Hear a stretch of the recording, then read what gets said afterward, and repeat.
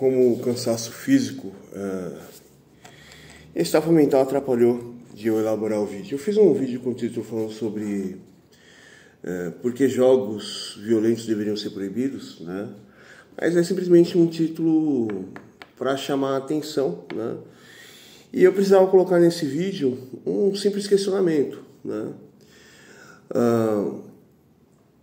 Geralmente jogos de tiro, jogos violentos, filmes de terror, filmes violentos, jogos de terror, eles aguçam muita curiosidade dos jovens. E houve um projeto nos Estados Unidos, na época do grunge, na época da esquerda estava dominando, eles inventaram jogos multiplayer, né, de simulação que o exército utilizava para estimular os jovens se cadastrarem no exército, né? Ou seja,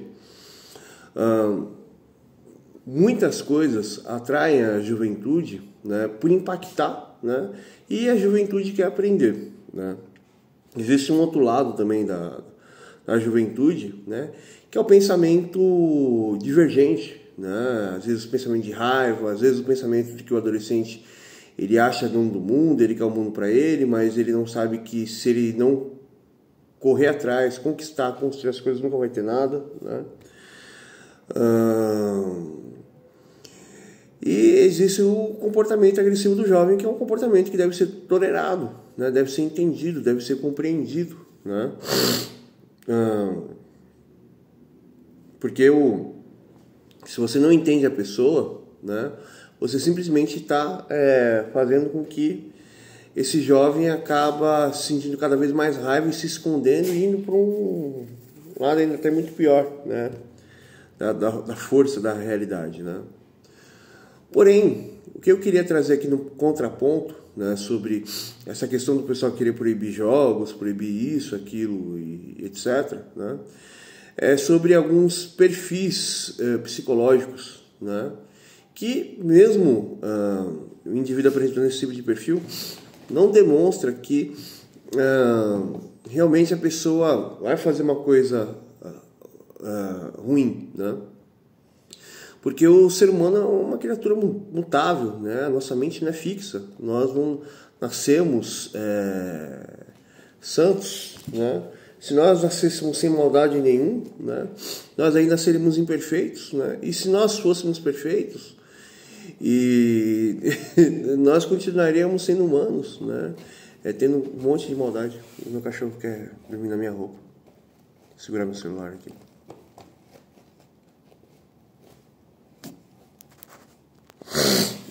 Voltando à questão aqui, né, sobre a questão dos jogos, a gente precisa ter um alerta vermelho, não do jogo em si, ou do... Ô bicho, se vira, mano, para de ser grudado em mim.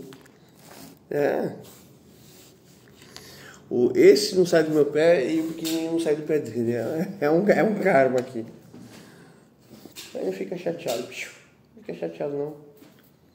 Fica chateado, eu sei que você é muito apegado a mim, mas eu tô gravando um vídeo. Eu tô assistindo um filme, Per, né, tá, produtora 142. Vamos lá, vamos voltar aqui à questão aqui. Existem alguns perfis que a gente precisa ter medo, né? Os perfis que a gente deveria acender um alerta são perfis de pessoas que sentem, como posso dizer para você, não prazer em vencer o jogo, ou vencer uma partida, ou ter um desafio, ou ter uma meta, ou ter um objetivo, mas sim um indivíduo que ele já não sente nem prazer, ele está totalmente obcecado, né? Isso daí já é um alerta para acender se esse indivíduo ele tem um transtorno de personalidade. Ele tem um transtorno de personalidade, preciso entender o que faz esse indivíduo sofrer em uma escala monumental, uma escala fora do normal, né? Sabendo que esse indivíduo ele sofre em uma escala monumental, a gente precisa conduzir esse indivíduo para a porta do seu sofrimento, para a pessoa sair daquele sofrimento e saber a hora de parar, saber a hora, como fala, de que certas situações não é para ele, saber como ele vai sair das certas situações, como que ele vai analisar, como ele vai se impor em relação a um comportamento idiota de uma pessoa, de um grupo e tal. Porém, até o transtorno de personalidade não é um alerta vermelho, né, de um indivíduo que joga um jogo de violência. O alerta vermelho é um indivíduo, né, que está buscando não um jogo de violência, mas buscando várias coisas para responder o seu medo, para responder a sua incapacidade de lidar, ou até mesmo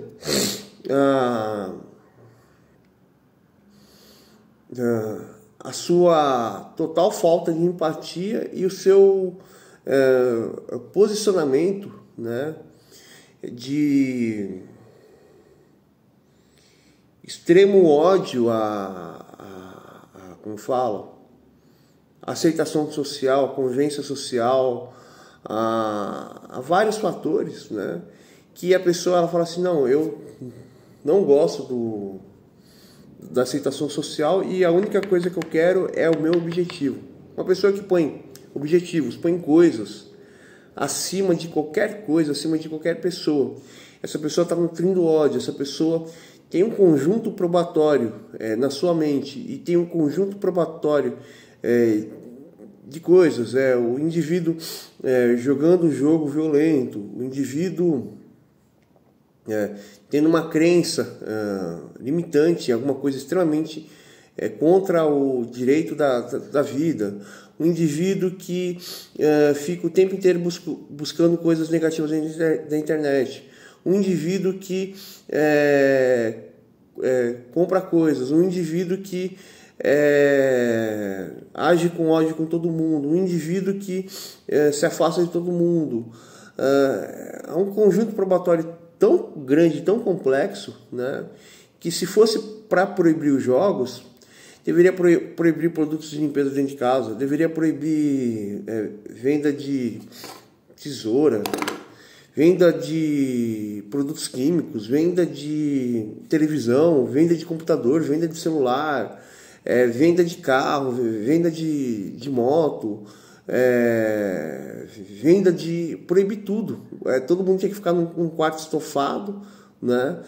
Não poderia assistir aquela série lá do professor de química que é careca, que eu me lembro de um episódio dele falando sobre produtos de limpeza, né?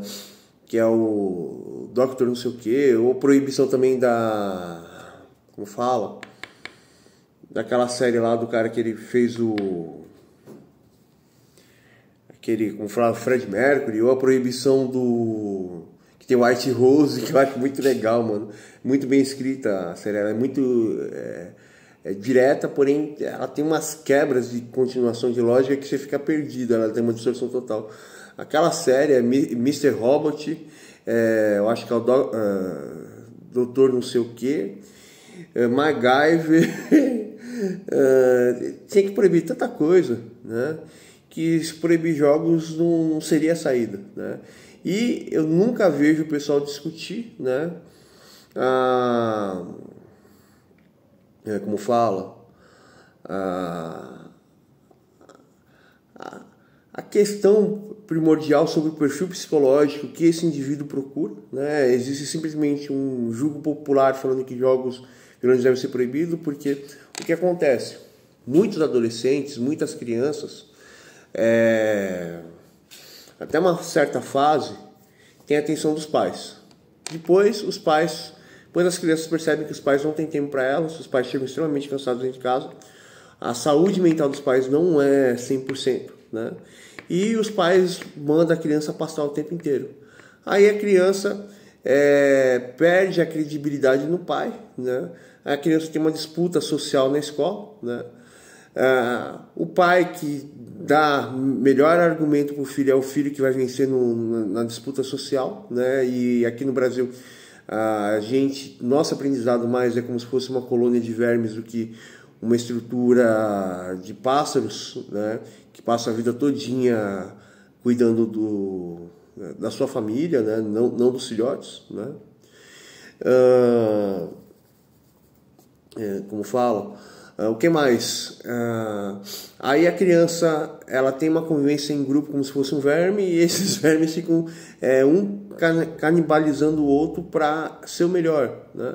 E aí o filho chega em casa, só quer jogar videogame, e aí vê o filho com uma resposta extremamente grossa, mas o filho está repetindo a mesma resposta grossa do pai, porque o pai e a mãe começam a sentir falta do filho, mas não vê agressividade. Ou pior, né? O pai ou ser totalmente negligente ou totalmente agressivo com o filho, ou a mãe ser totalmente omissa com o filho, ou totalmente agressiva com o filho ou com a filha, né? Aí a incapacidade dos pais acompanharem o desenvolvimento intelectual dos filhos, né? Faz com que eles culpam jogos. Aí os políticos simplesmente falam de jogos para como falam, simplesmente está em evidência, né? E os nossos políticos, eles não buscam a verdade, eles só querem ter evidências. E o pior de tudo, a grande questão não é nem proibir tudo, né? A grande questão é acabar com a pobreza do país. A única forma de acabar com tudo que é ruim desse Brasil aqui é com a pobreza, né? Porém, não criar uma população extremamente individualista e materialista igual dos Estados Unidos, onde que as crianças são extremamente agressivas, né? Ou aqui no Brasil, que as crianças são extremamente agressivas no grupo, né? Aqui o Brasil, aqui a gente parece igual aquela parábola dos porcos de Jesus Cristo, e lá nos Estados Unidos parece até a segunda destruição de Israel. Israel, ela foi destruída porque os levitas estavam escravizando, né? Os judeus estavam escravizando os órfãos, as viúvas, né? As crianças, como fala, escravizando, roubando, matando, fazendo um monte de coisa ruim com os mais fracos, né? E a segunda destruição de Israel foi por causa do dinheiro, né? E, porém, eu dei um outro exemplo aqui sobre as passagens dos porcos, né? Então, o que acontece? A grande questão é se acabar com a pobreza no nosso país, e a segunda questão é que as pessoas deveriam ter mais humanidade. Porém, a partir do momento que o Brasil é um país extremamente miserável, né, as pessoas não sabem qual é a função do seu serviço, não sabem para que serve o seu serviço, passam extremamente sofrendo dentro do seu serviço, acabam criando um desequilíbrio emocional gigantesco, acabam tratando as pessoas ruins do seu ambiente do trabalho, acabam julgando as pessoas por interesse, acabam querendo facilidade, acabam não fazendo o seu serviço de verdade, né? E como eu posso dizer para vocês? Por exemplo, deixa eu dar um exemplo aqui, bem simples. Eu fui lá no meu serviço e eu fui pegar uma rota, né? Tem uma pessoa lá que me trata extremamente mal, né? Mas a pessoa, ela me trata mal porque eu sou grande, quadrado e negro, né? E aí, eu fiquei até com raiva no dia que tem o meu melhor amigo, que ele é um italianão brancão. Ela tratou o cara bem, né? Mas ela fica idealizando as coisas, e ela é uma pessoa extremamente controladora. E eu, desde criança, desde adolescente, sempre quis passar uma impressão de uma pessoa, não mexa comigo porque você vai se dar mal, né? Então, eu sou intimidador, né? Até meu amigo Diabo Loiro fica me imitando, faz assim, ó, né? Né? Para expressar o sentimento que eu passo por fora, né? Mas é que eu fico muito focado e sou muito grande, né? E às vezes eu não tô com cara de invocado. E aí essa pessoa me atendeu, e aí eu fiquei com dúvida, né? Porque uma das rotas inverteram o nome do cliente com o nome da rota, né? E os dois nomes eram coincidentes e tinha estragado totalmente a rota, né? Aí Eu chamei a superior da pessoa, a pessoa não soube me responder. Aí eu chamei o dono, aí o dono chamou a pessoa que emite todas as notas. Aí a pessoa ficou olhando assim, perguntando assim. Aí eu falei, na hora quando eu vi o dono conversando com a pessoa ela começou a checar vários padrões. Falei, então não existe só padrão de rota, não existe só padrão por nomes, não existe só padrão numeral, existe um código dentro da rota e dentro do meu celular. Então eu vou olhar por esse código. Eu falei assim, olha, então, eu chamei o dono lá, olha aqui, ó. Existe o primeiro padrão que está distorcido, existe o segundo padrão que encaixa, porque eu conheço todos os CEPs, eu conheço todas as ruas, eu conheço todos os números de apartamento aqui do centro de São Paulo, aqui, eu conheço a configuração, né? Porque eu estou mais de 20 anos fazendo entrega, né? Aí eu falei assim, esse último padrão aqui é o padrão-chave. Oh, nossa, caramba, me disse. Eu falei, não, que isso, né? Mas era o papel não do dono ver isso para mim. O papel era do empregado. Aí eu cheguei lá no hospital lá, né? E aí eu falei assim, olha, então, bate aqui a numeração das peças com a numeração sua, bate certo. Eu falei assim, me desculpa aí a demora que você está precisando, tudo, mas é inverter aqui a rua pela rota tal, porque coincidia a rua, coincidia tudo, né? E etc. Mas falou, não, mas tá perfeito, cara, muito obrigado. E o cara olhou assim para mim, bobo assim, né? Etc. E depois eu tive até uma conversa lá com o gerentão lá, que é o cara bravão, que eu não sabia que era o cara bravão, né? Até eu sou preconceituoso, porque o gerentão é um cara moreno e o dono é um cara branco. Eu pensei que o cara branco era o gerente, né? E que o outro moço moreno era o gerente, mas não era o gerente bravo, né? Mas o dono lá é super educado, né? Eu tinha até medo do dono, né? Mas o problema é o gerente, né? Que é o cara que é pardo, né? Aí o que acontece, né? Eu falei, a pessoa precisa ter discernimento, né? Eu vi as coincidências. Eu vi a pessoa utilizando outro código para falar com o dono. E a pessoa com medo não queria confirmar com o dono porque a responsabilidade ia cair em cima da pessoa. Então, eu assumi a responsabilidade e eu iria tomar o prejuízo, que é coisa cara, né? Coisa muito cara. Porém, resumindo a questão aqui, né? O povo brasileiro, eles não têm discernimento do que estão fazendo, porque a pessoa está totalmente perdida no que está fazendo e a pessoa é uma pessoa que tem uma estrutura muito mal resolvida, né? Principalmente os ricos, né? Porque eles têm oportunidade, mas eles simplesmente só querem dizer que são ricos, né? Porém não querem fazer seu papel, né? Mas a gente vê diferenças aqui, a gente graças ao esforço da pessoa, né?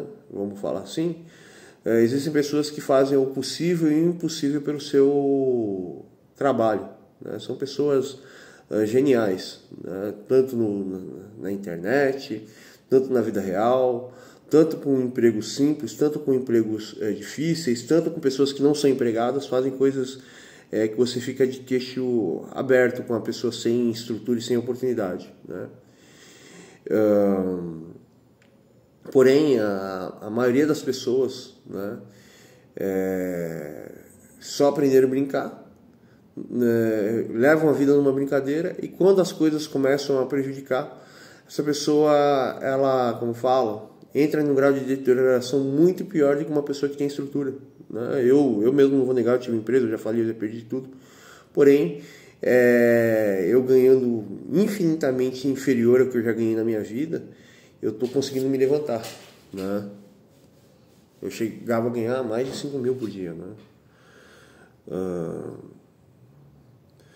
E aí o que acontece? Eu estou me reaprendendo a me estruturar, a me organizar, e eu não posso errar porque eu já estou velho, né? Eu já errei quando eu tinha 26 anos de idade, era para com 30 estar aposentado, né? Porém, isso foi um erro meu, do meu pai e da minha mãe, né? Porque eu, como fala, eu punha todo o meu foco no serviço e eu não pus o meu foco nas outras coisas. Se eu tivesse comprado meio milhão de reais quando o BTC não valia 100, 200 reais, mano, eu estaria podre de rico. Não precisava colocar isso, aí eu colocava 20 mil no BTC quando não valia nada, né? 20 mil, 50 mil, 100 mil reais quando o BTC não valia nada. Ou até a outra vez que eu tive a oportunidade, eu comprei um BTC e eu vendi por 5 mil dólares. Ai, meu Deus do céu, mano. Depois eu falo que eu sou inteligente, né, gente? Toda vez que eu falar que eu sou inteligente, vocês cortam assim: ah, não, o profeta tá admitindo que é burro no final do vídeo, né? E como eu posso dizer para vocês, só para terminar aqui, eu acredito que eu passei tanta informação que o cérebro de todo mundo fritou. Porém, ninguém busca realmente discutir as coisas, porque é muito mais fácil você agradar o público do que você falar verdades. Fala aí para vocês, pessoal. Não, mas tem um pessoalzinho aqui que é um pouquinho melhor, né? Tem um grupinho aqui que eu detesto certos canais que ficam criando bolhas, né? Mas tem um grupinho aqui na internet aqui que, tirando os retardados desse grupo, é um grupo sensacional. Falo aí pra vocês, pessoal. É um grupo que lembra a cultura que eu aprendi desde criança.